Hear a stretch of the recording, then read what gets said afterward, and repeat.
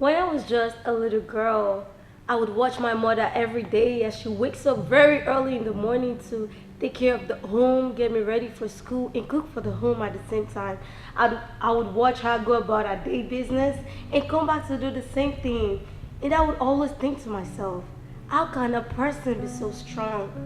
I was so curious till one day when I walked up to her and asked her, Mommy, how can you be so strong? And she looks at me and tells me, this is what it takes to be a woman.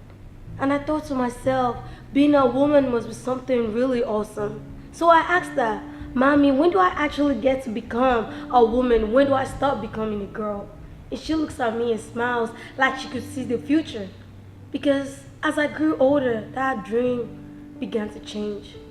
I did not want to become a woman anymore. I wanted to be more.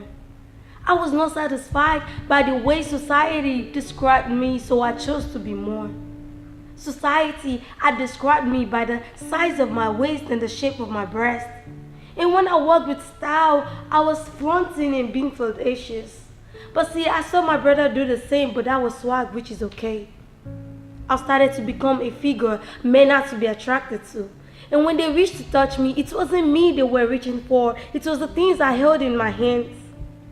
All I had to do was to be pretty because who really had the time to check for the beauty?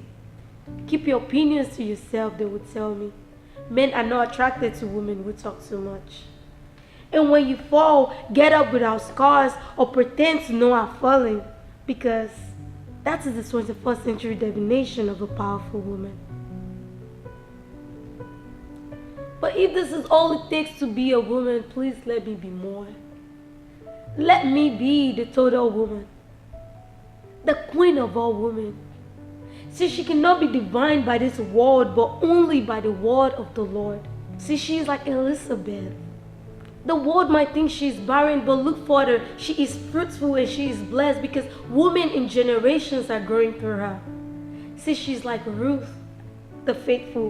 It now entails the purest and most unselfish form of devotion.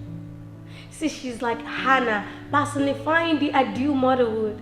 Because when the world is asleep at night, she's awake in the inner room supplicating on behalf of her home. See, she's like Esther, beautiful and mighty. Used to be a slave, but a queen every day. She is mighty yet submissive. She's like Maya Angelou, the multi-woman. In each and every day, she is fighting and conquering her past. You might call her the lover, for she holds the world in her arms and loves without thoughts. And when the world shakes her, she moves but remains unshaken. She is sharing the wisdom, depicting the Lord's kingdom. She is the woman a man wants and needs at the same time. And she is so lost in the Lord, you have to seek the Lord to find her. I know you say there is nothing like a perfect woman or a perfect person, but she is the perfect woman. She is the total woman.